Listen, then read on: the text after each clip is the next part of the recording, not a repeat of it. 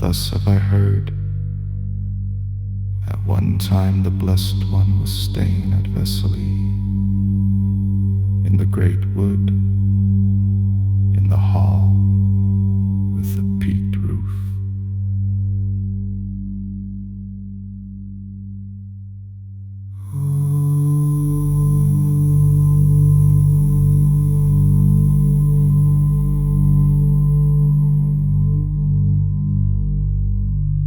Now on that occasion,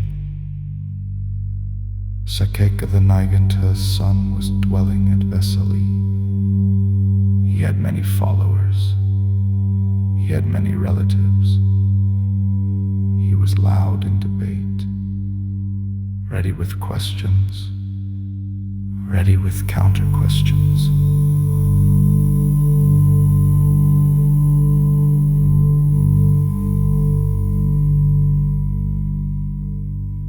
With about 500 followers, Saccaka approached Mahācunda.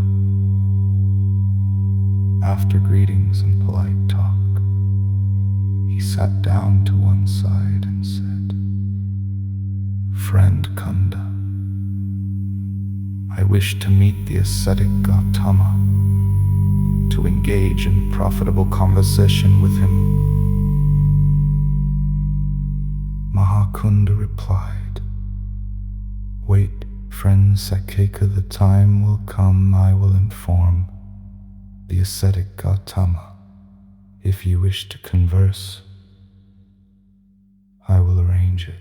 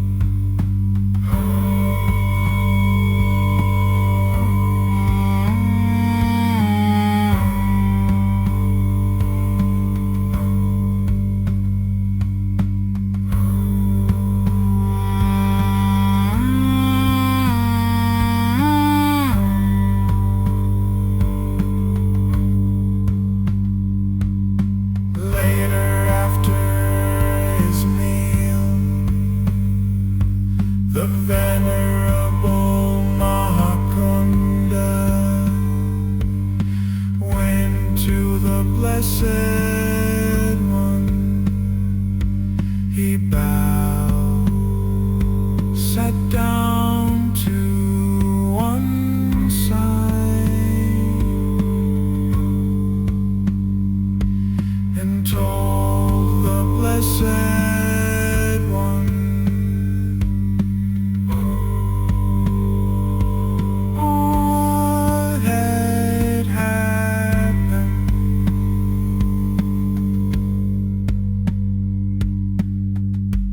Blessed One accepted in silence.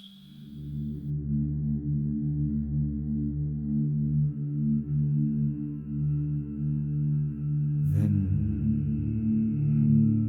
with his followers gathered, Saccaka the Nigaṇṭha's son approached the Blessed One. After greetings and polite talk, he sat down to one side.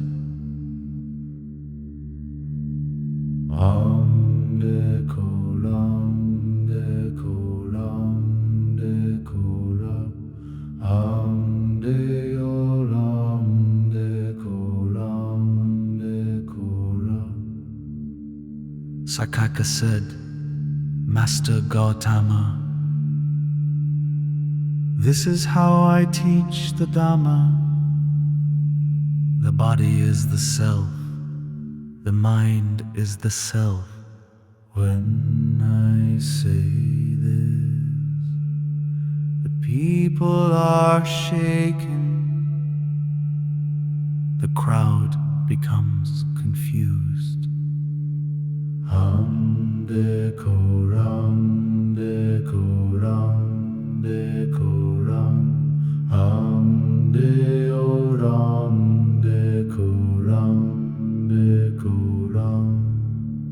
The Blessed One asked, "What do you think, Saccaka? Is form permanent or impermanent?" Impermanent, Master Gotama. And what is impermanent? Is it happiness or suffering? Suffering, Master Gotama. And what is impermanent? Suffering, subject to change. Is it proper to regard it thus? This is mine, this I am, this is myself.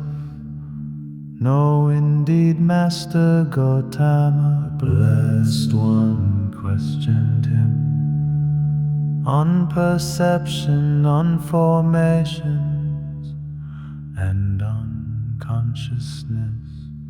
Each time Saccaka admitted they are impermanent, they are suffering, they are not fit to be taken as self. Ande Puran, De Puran, De Puran, Ande Oran, De Puran, De Puran. Hearing this, Saccaka was silent. The bliss Saccaka was silent. The Blessed One urged him, "Speak, Saccaka, speak, Saccaka, speak." It is not fitting to remain silent when one questions the teacher and the teacher answers. Silence is not proper. Still Saccaka was silent. Still Saccaka was silent. Blessed One said to Mahāsaccaka, Moggallana, if Saccaka will not answer, prompt him with the layman's sign, a touch of the hand. For when such a great assembly's gathered around the teacher, silence is not fitting. When decorum, decorum, decorum, deorum, decorum, decorum.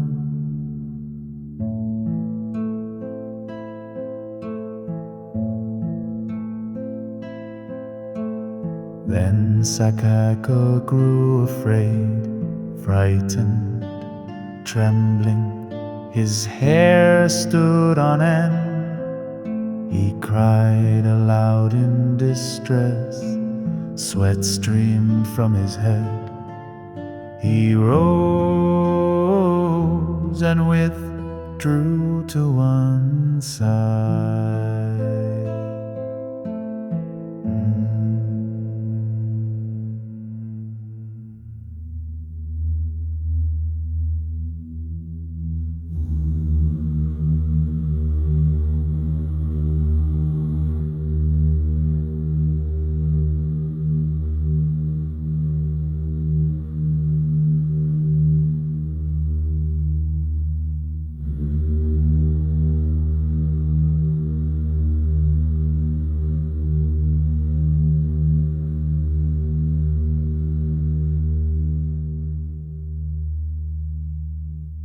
Then the Blessed One said to Saccaka,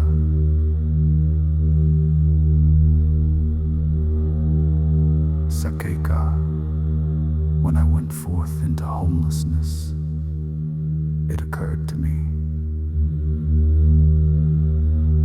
what if I were to practice the most extreme austerities? Perhaps that is the way to awakening. So I lived in harsh practices. I pulled back from food. I ate so little, a handful of rice, a spoon of porridge, a few sesame seeds, a few beans, raving thalsaments.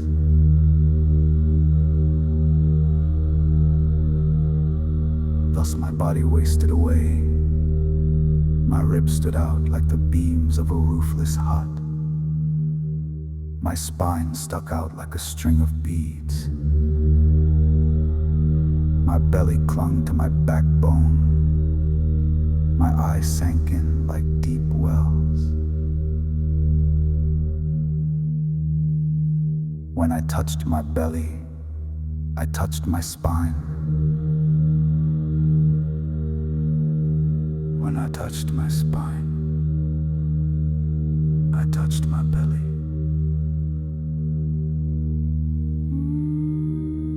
My skin lost its color, black and shriveled like old bark.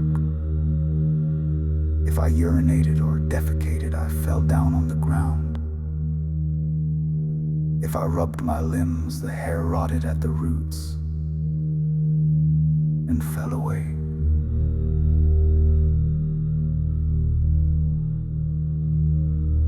Thus I lived in torment, seeking awakening in vain.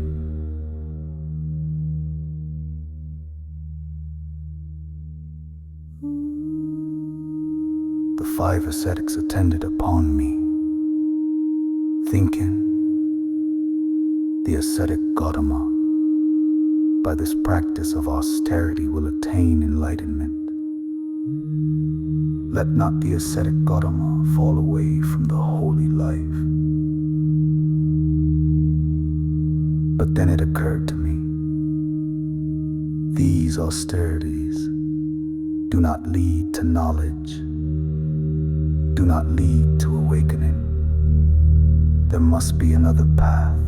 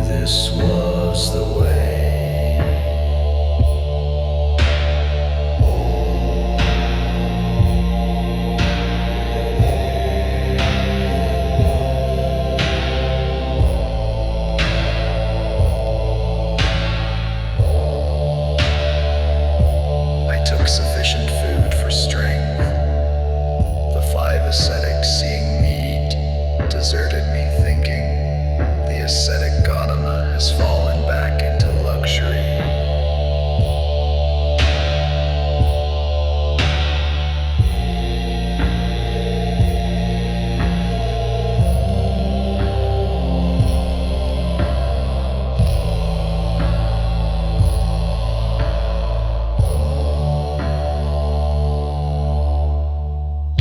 But Saccaka, nourished and steady, I entered upon the four jhanas. First jhana, secluded from sensuality, secluded from unwholesome states, with applied and sustained thought, rapture and happiness, born of seclusion. Second jhana, thought stilled, rapture and happiness, born of concentration, inner confidence, mind unified. Third jhana, rapture faded, dwelling in equanimity, mind full and clear with happiness felt in the body. Fourth jhana, pleasure and pain abandoned, with the fading of joy and grief, purity of mindfulness, equanimity serene.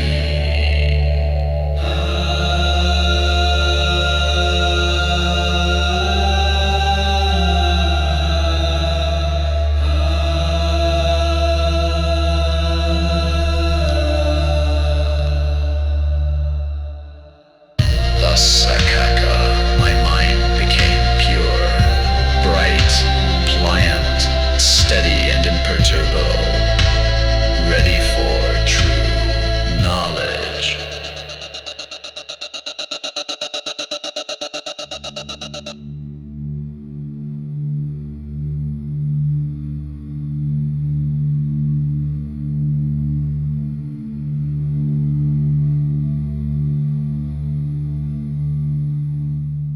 With the mind concentrated, pure, bright,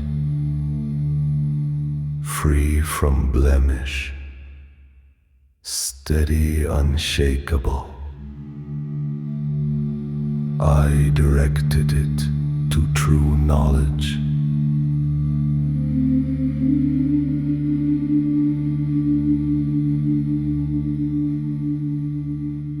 Light-eyed in the first watch of the night, I recollected my past lives. One birth, two births, 10, 100, 1,000 many eons. I remembered the details. Places, clans, foods, experiences, joys and sorrows. Thus I recollected many past abodes.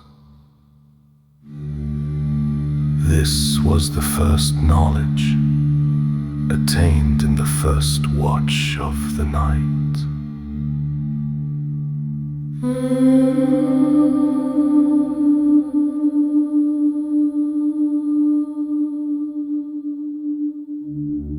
In the middle watch of the night, I directed the mind to the passing and rebirth of beings.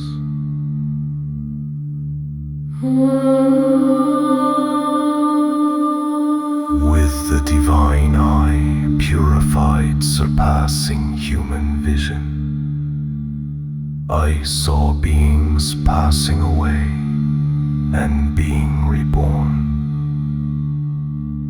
low and high, fair and ugly, fortunate and unfortunate, all according to their deeds. Thus I understood beings are owners of their actions, heirs to their actions, born actions, related to their actions, supported by their actions. Whatever they do, good or bad, they inherit that. This was the second knowledge, attained in the middle watch of the night.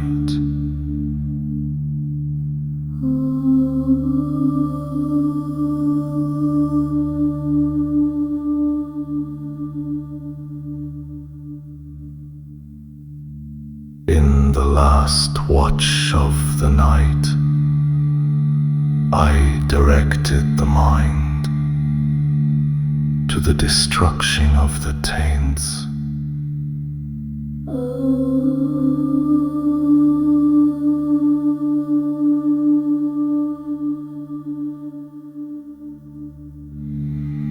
I directly knew, as it really is, this is suffering. This is the origin of suffering. This is the cessation of suffering. This is the path leading to cessation.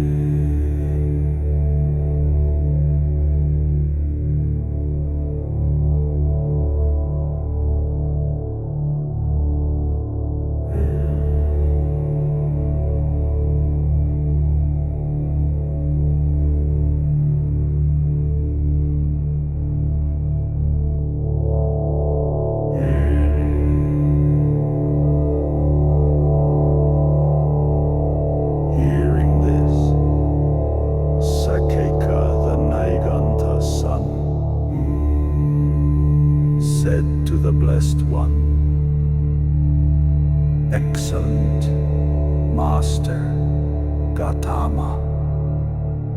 Excellent Master Gotama.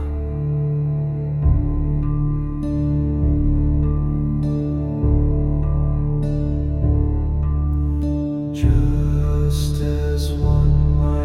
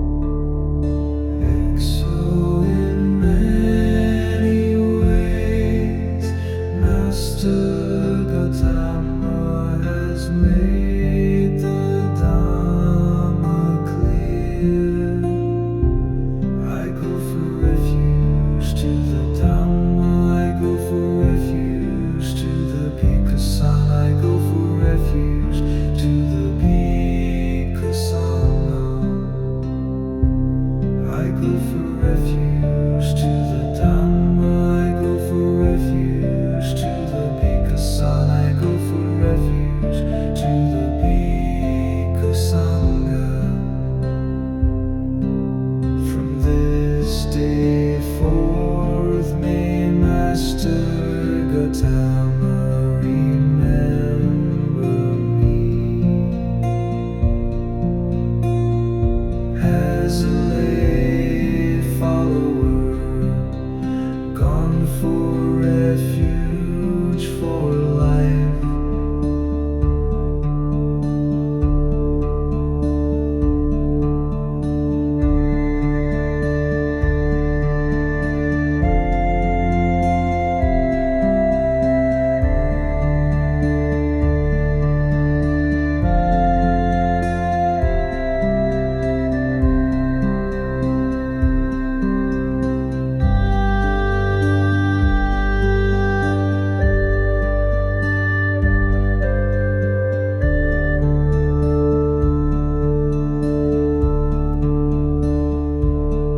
Thus Saccaka spoke, then rising from his seat he paid homage to the Blessed One. He circled him to the right and departed.